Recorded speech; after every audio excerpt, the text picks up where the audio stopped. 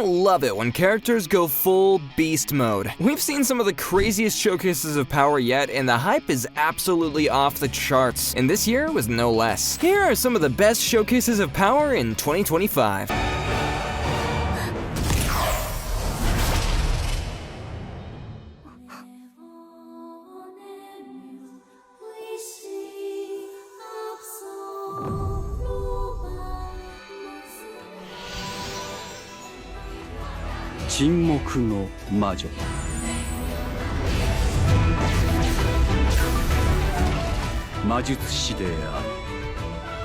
Up next, we have the kind of character who you did not expect to be on this list. Meet Monica, the kind of woman who can destroy 100 dragons but can't hold a simple conversation. Yeah, that actually happens. In the very first episode, we see her casually unleash one of the most insane spells in modern fantasy anime, wiping out an entire army of dragons in one shot. While other mages need long incantations, Monica invented chantless magic so she wouldn't have to speak in public, and ended up breaking the rules of her own world.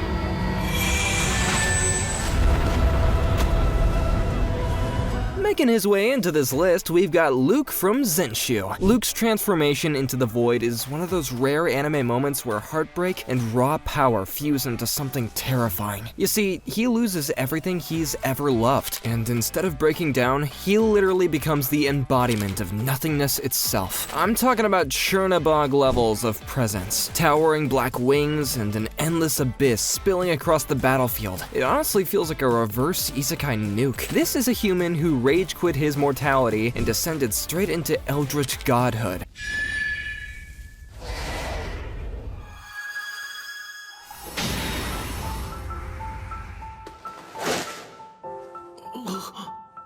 Abel, 怪我はないですか?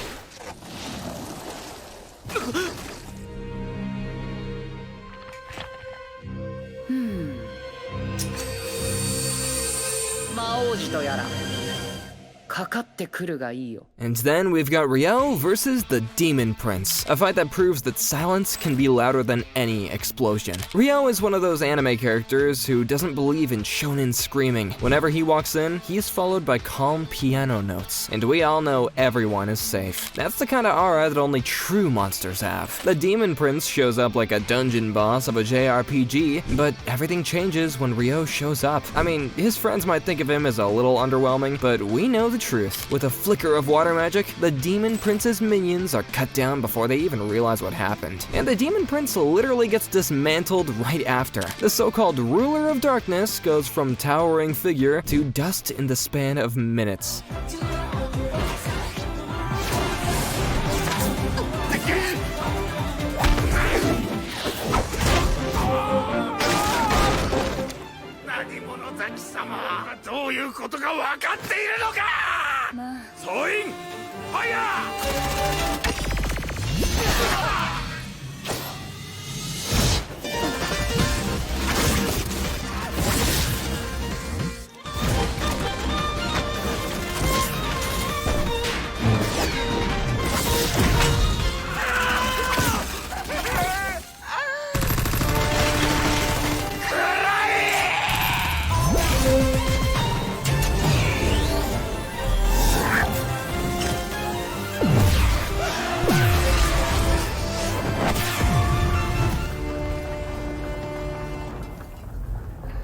Dashing her way onto the list, we've got Yugure in Towa no Yugure. Imagine waking up 200 years in the future, only to find the world crawling with monsters and ruled by a corrupt organization called Owl. That's Akira's life now, and if not for Yugure, he wouldn't have lived past day 1. This scene with Kenneth says it all. This Owl commander walks in with his men throwing his weight around like he's untouchable. This man was acting like a hotshot until Yugure arrived and showed him his place. This woman just wipes out the entire squad like they were nothing but pests, and Kenneth, who looked like a big deal seconds ago, is reduced to rubble, his arrogance shattered along with his men.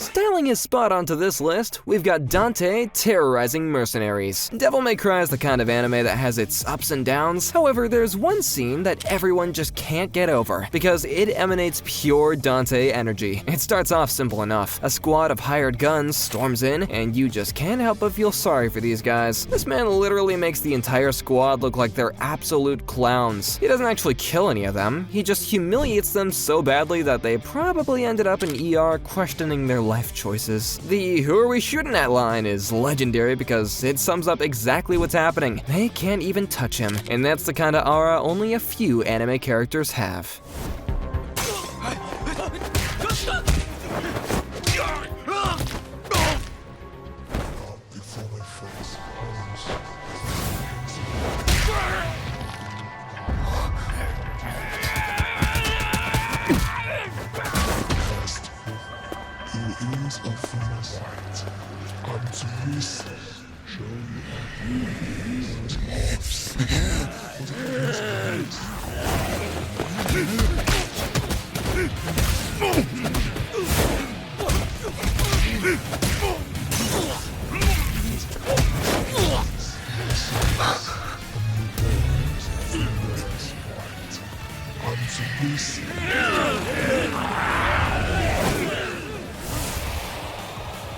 Here we've got Dragon Raja, a series with insane world building and some of the most brutal fights in recent years. Among all its standout moments, Chu Shihang's clash against the mind-controlled guards easily ranks as one of the best showcases of pure dominance. You see, these aren't just your average goons, they're enhanced, ruthless, and bent on killing. Against everyone else, they'd be a nightmare, but when Shihang steps in, the whole tone shifts. He doesn't rush in with reckless fury, instead, he dismantles them piece by piece, like they have no chance against Chu Shihang. They keep coming, and Chu Shihang just keeps delivering the hurt. This was the scene when Chu Shihang showed everyone how ruthless he can get.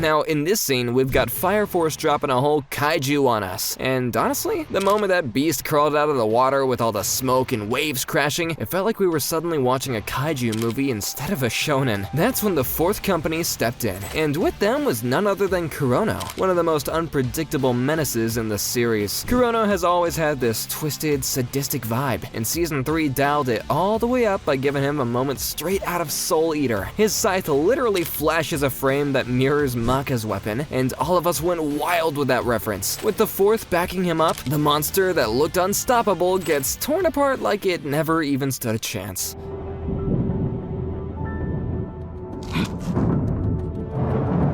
Silent assassin だと標的を譲り合うことはできねえ。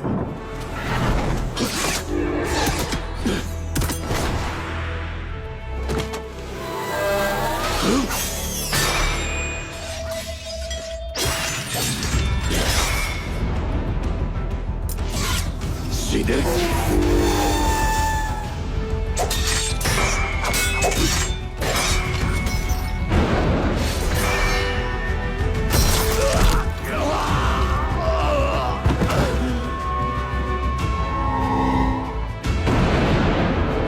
Now we've got Akira squaring off against an elite assassin, and my status as an assassin's obviously exceeded the hero's. This is the kind of clash that tells you everything about who Akira is. The assassin Akira face looked dangerous, no doubt. He fights like someone who has lived under the shadows his whole life. But that's where Akira proves that he's built different. Instead of panicking or showing even a hint of fear, he dismantles the assassin with a calmness that almost feels disrespectful, as if Akira already knew how the fight would end before it even began. What really seals the scene though is the assassin's reaction. He accepts his defeat without anger, almost with respect, because you know that he just went up against a monster in human skin. Do you agree with the list so far? Give this video a like to let me know. And don't forget to subscribe to the channel if you're new here. Alright, well, time for the next entry.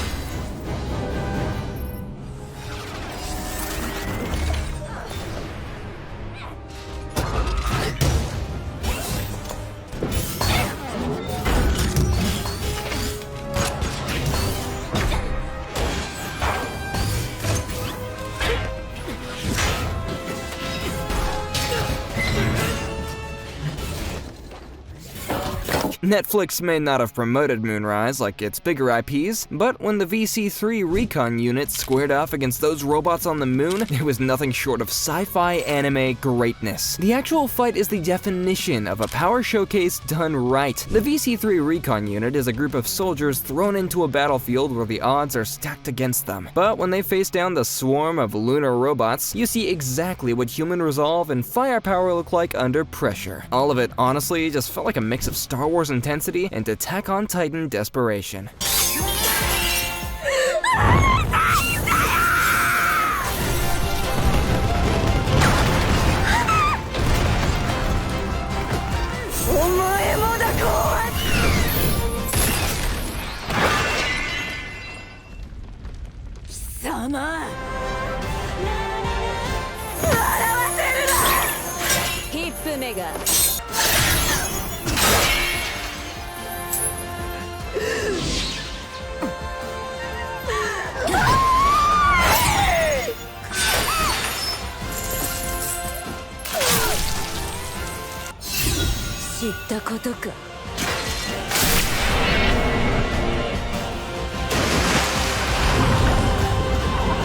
When you think about ReZero, you probably imagine Subaru's resets, Emilia's icy resolve, or Reinhard flexing his cheat code powers. But this fight just caught us by surprise, and showed us that a side character like Priscilla is an absolute monster. Facing off against the Archbishop of Wrath, Sirius, she fights with terrifying grace, holding back her true strength just to keep innocent lives safe. And just when it seems like Wrath's madness might consume everything, Liliana's song cuts through the chaos like a divine blessing, giving Priscilla the edge that she needs to turn the tide. It's a perfect moment of chaos versus order, arrogance turning into awe, and the Sun Princess proving that she can shine brighter than any Sin Archbishop.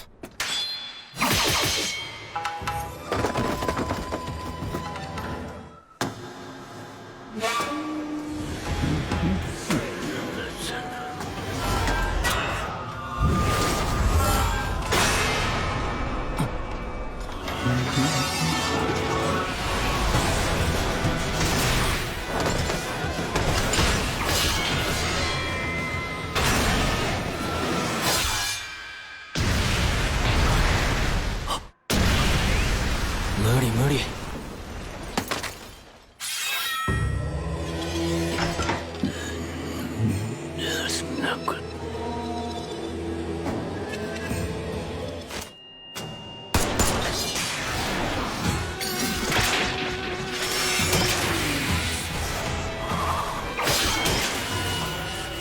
And then we got Takamura versus Gaku. And let me tell you, this is a straight up massacre. Gaku, who's supposed to be this top tier assassin, looks more like prey than predator here. Takamura looks like an absolute beast during this fight scene. And the animation alone makes it look like time slowed down just to respect this old man's power. By the end, Gaku is scrambling, literally destroying walls to run away because even he realizes that he's outclassed. This entire fight is just peak don't mess with the anime old man energy.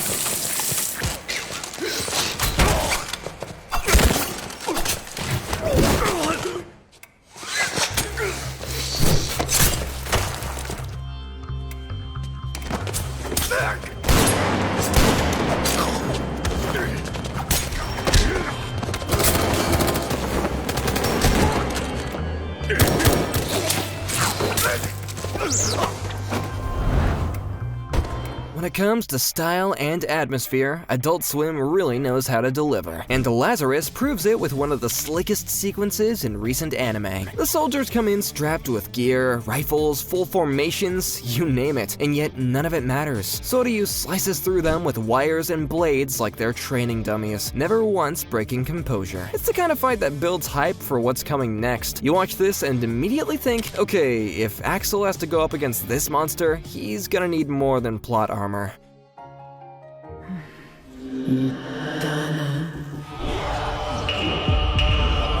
ャッシュを信用しちゃならねえってよ。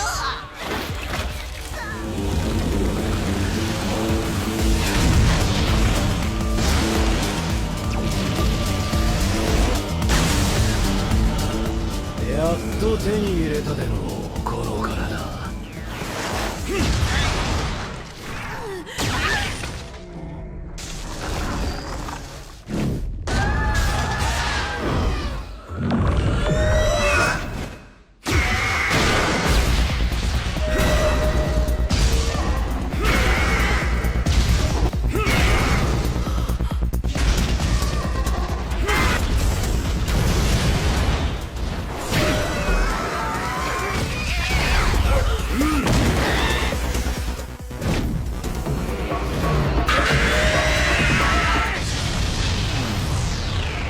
Up next, we have the kind of fight that left our jaws on the floor. Momo and the others were clearly struggling against this monster. What's shocking is that it took Seiko's talismans, with the help of Taro, to keep this guy down. It looked so grim that even Naki Kito, the weird karate grandma, was fighting with them. The animation did a great job showing how dire the situation was, with fluid combat that felt like a boss fight straight out of a horror action game. Dandadan just never disappoints with its fight scenes, and this one is just on another level.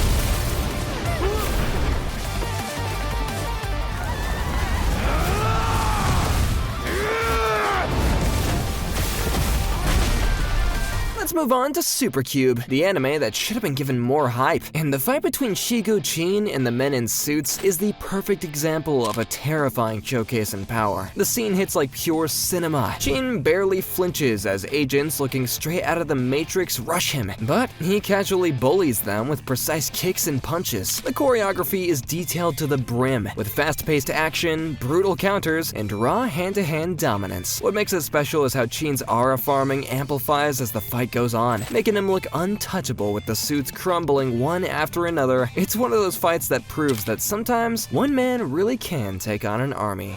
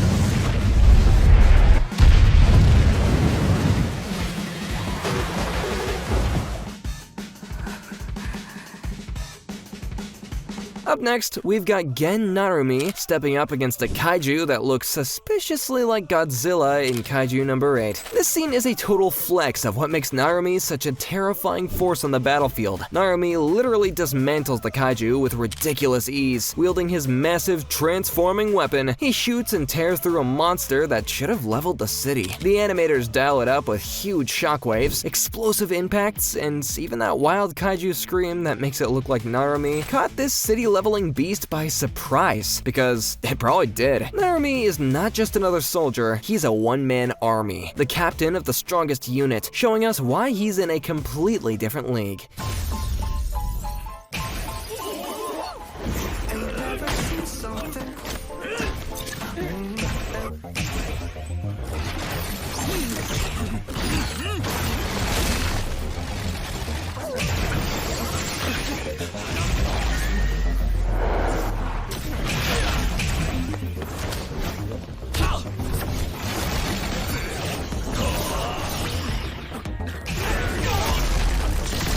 And of course, we have X warping his way onto our screens. This entire scene was just so damn cool. From catching a beam in a soda can, to pulling a car straight out of a billboard, to tossing Ahu like a Pokemon, X made reality warping look less like combat and more like improv theater. You know what's cool? How freaking effortless the whole thing was. The heroes were putting their lives on the line, but X, hands in his pockets, walking around like he had all day. He wasn't even trying to end things quickly. He was just showing off, stretching the fight out just to make it so the animators could flex with their insane 2D and 3D transitions and choreography that belongs in a museum.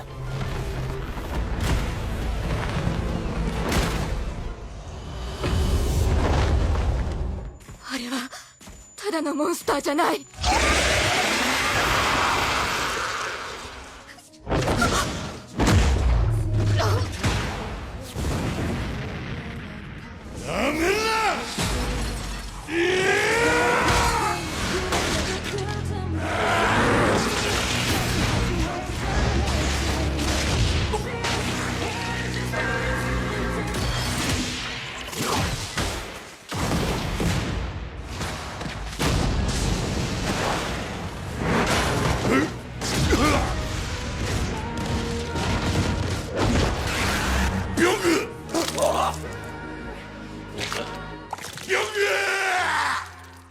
The good old burial. The scene where our squad of S-rank hunters gets completely bodied. When Dark Aria starts playing, you already know something insane is about to go down. Just when you thought the hunters were looking confident, Beru walks in and destroys everyone. Literally, it absolutely bodies Korea's strongest like they're NPCs in a raid. Cha gets tossed around like a ragdoll, Byung-gu gets eaten mid-heal, and Baek straight up gets Byung-gu's corpse thrown at him. Every move that Beru makes screams dominance, and the animators amplified it with Beru making precise attacks and that suffocating aura of despair. Even the OST did a great job in sending chills down everyone's spine, and honestly, Beru just ate it up. No wonder the internet hasn't stopped talking about it.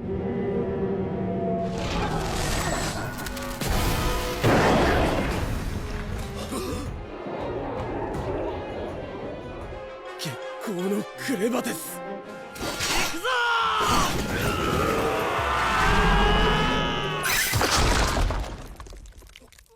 ー！ステファン！みんな、俺に続け！一旦距離を。赤な。影だ！影から。みんな、影から離れろ！宇宙疾走！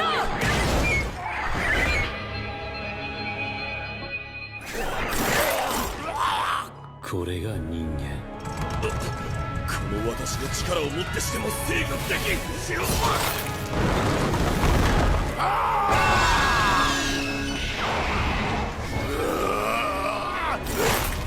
Nearing our final showcases of power, we've got Clevites with its dark, brutal, and completely unforgiving fight scenes. Right from the start, the so-called heroes charge in with full confidence, only for the first guy to be wiped out instantly. His scream lingers for a second, followed by that chilling slit-like sound before he's splattered against a rock. What makes this scene hit so hard is how merciless it feels. The heroes don't even stand a chance. Every attack they throw is meaningless, every plan useless. Meanwhile, Clevites is just observing while destroying everyone, like a scientist fascinated by ants. His internal monologue, filled with apathy and curiosity, makes the massacre even more unsettling.